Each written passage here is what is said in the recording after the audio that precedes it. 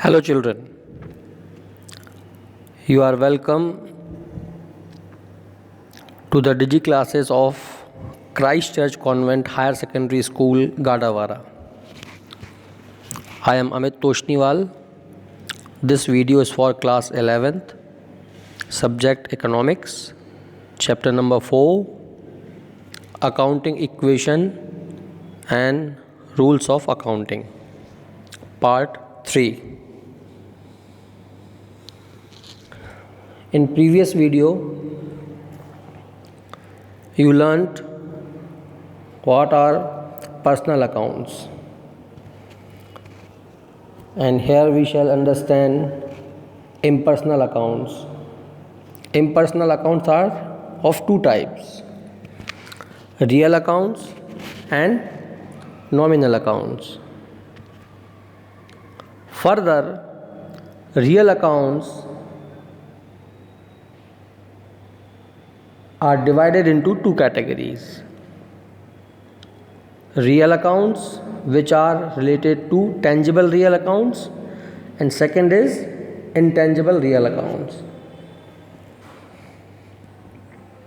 So let us understand the meaning of impersonal accounts first. Those accounts which are not personal but relate to certain things, incomes and expenditures. तो हमने बताया था कि जो भी accounts वस्तुओं से संबंधित होते हैं, बिज़नेस के खर्चों से संबंधित होते हैं, बिज़नेस के रेवेन्यू यानी इनकम से संबंधित होते हैं, उन्हें हम इम्पर्सनल कहते हैं.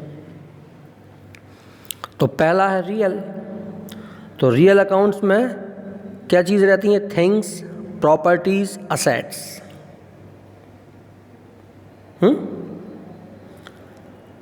Which are the things which are received by the business is always debited, and things which go out of the business are credited. तो real accounts have got two types: tangible means ऐसी चीज़ें जो दिखाई देती हैं, वो tangible का meaning क्या हुआ? Which are visible, you can have a glance of that, जिनको देखा जा सकता है. It means those objects, things, assets and properties which have got physical appearance, जिनको प्रत्यक्ष रूप से देखा जा सके, वो टेंजिबल रियल अकाउंट्स कहलाएंगे. लाइक मशीनरी देख सकते हो, कैश देख सकते हो, फर्नीचर देख सकते हो, बिल्डिंग, लैंड, ये सारी चीज़ें हम देख सकते हैं, इनका अपीयरेंस है, इसलिए ये टेंजिबल रियल अकाउंट्स कहलाएंगे. सेकेंड है intangible. Intangible means invisible, do not have their physical appearance, जिनको हम देख नहीं सकते, है ना. Neither can be touched nor can be seen, तो वो इंटेंजिबल है. तो कुछ असेट्स ऐसी भी होती हैं या कुछ चीज़ें बिजनेस में ऐसी होती हैं कि they have their existence but their appearance is not possible, like goodwill of the business. Goodwill means reputation, prestige, brand value of the business. Then trademark, copyright, patents, etc. So these are the things or assets of the business which are there. They have got there existence, उनका अस्तित्व तो है परंतु हमको दिखाई नहीं देंगी business में. ठीक है. Then nominal account.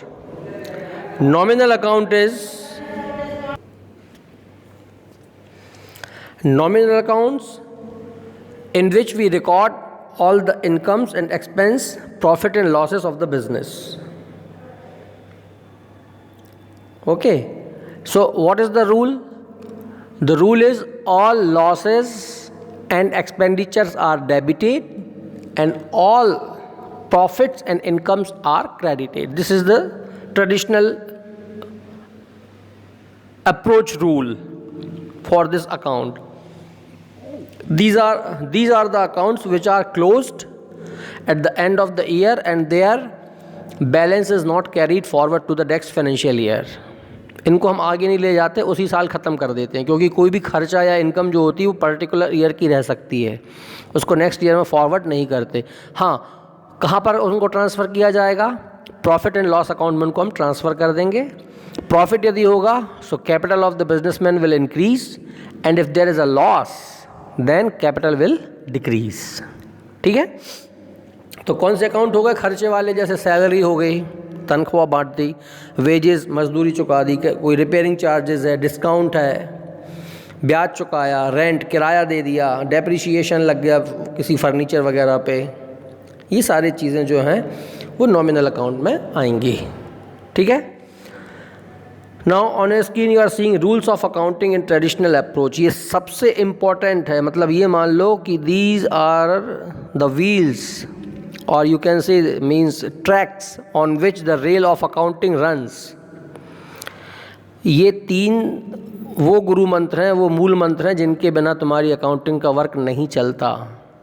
सबसे इम्पॉर्टेंट है इस चैप्टर के लिए नहीं, पूरी बुक के लिए, और आने वाले कभी भी जब तुम अकाउंटिंग पढ़ोगे तो उसके लिए ये 3 गुरु मंत्र हैं, तो इनको गांठ बांधने वाली हैं ये तीनों। तुमने 3 अकाउंट पढ़े थे, पर्सनल, रियल और नॉमिनल। तो पर्सनल अकाउंट्स के लिए क्या रूल है? Debit the receiver and credit the giver. जो रिसीव कर रहा है उसका अकाउंट डेबिट होगा, और जो देने वाला है गिवर है उसका अकाउंट क्रेडिट होगा। ठीक है, रियल अकाउंट का रूल क्या है? जो अभी हमने बताया, debit what comes into the business and credit what goes out of the business. जो चीज़ बिजनेस में आ रही है वो अकाउंट हमेशा डेबिट होगा, और जो चीज़ बिजनेस से जा रही है उसका अकाउंट हमेशा क्रेडिट होगा। And third is nominal account. ये भी अभी हमने बताया था जब हम नॉमिनल अकाउंट एक्सप्लेन कर रहे थे। अभी क्या कहा था?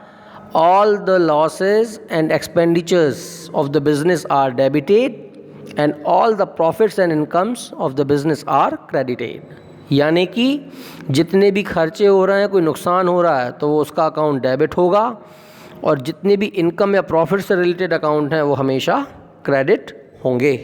ठीक है, ये बहुत इंपॉर्टेंट चीज़ है, इनको ठीक तरीके से याद करना, क्योंकि इसके बिना तुम कोई भी चैप्टर नहीं कर पाओगे अकाउंट का। ये बहुत इंपॉर्टेंट चीज़ है। अब आते हैं मॉडर्न अप्रोच पे। तो मॉडर्न अप्रोच जो है उसमें हमने अकाउंट्स को 5 कैटेगरीज में बांट दिया है। अब वो कैटेगरीज कौन कौन सी हैं? असेट्स, लाइबिलिटीज, कैपिटल, एक्सपेंस या losses, and revenues and gains. तो असेट्स अकाउंट्स, तो इनकी हम कैसे करेंगे? जो रिकॉर्डिंग ऑफ ट्रांजैक्शन होता है उसके लिए क्या करेंगे हम? ऐसे अकाउंट जहाँ पर कि हम प्रॉपर्टीज़ या अदर असेट्स को रिकॉर्ड करते हैं वो असेट्स अकाउंट हैं। इसमें दोनों चीज़ें इंक्लूड हो गई, टेंजिबल भी और इंटेंजिबल भी। ठीक है, वो असेट्स अकाउंट कहलाएगा। Liabilities, when a business has to make payment to other parties, other firms, other individual, or to company or bank loan or something else, so they are considered liability part of the business. It means business owes money from them. owes money मतलब business ने उनसे कर्जा ले रखा है, business उनका कर्जदार है, बिजनेस उनको कभी ना कभी आने वाले कोर्स में उनको चुकाएगा, तो वो लाइबिलिटीज अकाउंट कहलाएगा। ठीक है, देन कैपिटल अकाउंट। तो first chapter, second chapter, third chapter, तीनों चैप्टर में तुमने पढ़ा capital account is the account of owner of the business. क्योंकि बिजनेस के ओनर का अकाउंट हम बिजनेस की बुक्स में कभी ओपन नहीं करते, तो वो रिप्रेजेंटेटिव अकाउंट होते हैं 2, कैपिटल अकाउंट और ड्राइंग्स अकाउंट, जो बिजनेस के ओनर के अकाउंट को रिप्रेजेंट करते हैं। ठीक है, तो कैपिटल अकाउंट में क्या होता है? यदि बिजनेस को प्रॉफिट होता है तो कैपिटल इंक्रीज हो जाती है, और यदि बिजनेस को लॉस होता है तो कैपिटल डिक्रीज हो जाती है। नेक्स्ट है एक्सपेंस अकाउंट्स। तो एक्सपेंस अकाउंट किससे, ये बुक में जो आपको दिया गया है ना, ये इसको ऊपर एक्सपेंस अकाउंट, इसकी जगह रेवेन्यू कर लेना डी नंबर पे। ठीक है,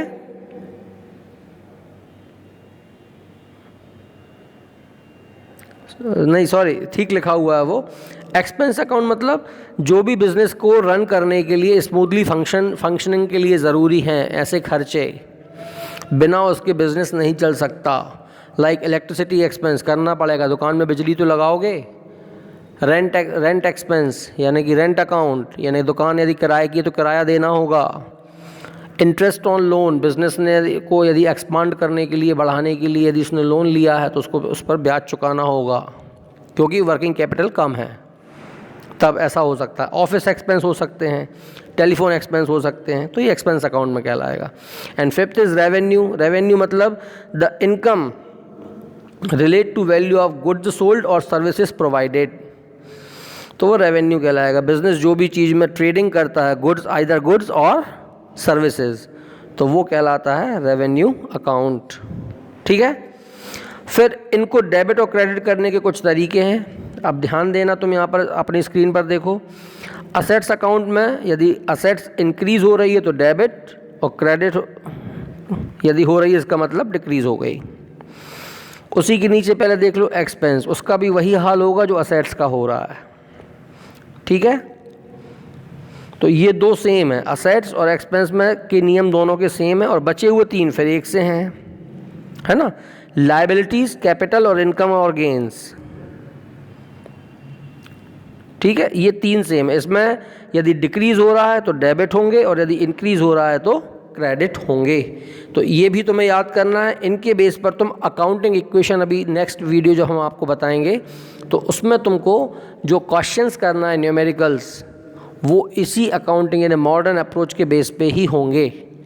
so learn these all accounting rules well, then you will find some numerical questions in next video. Thank you.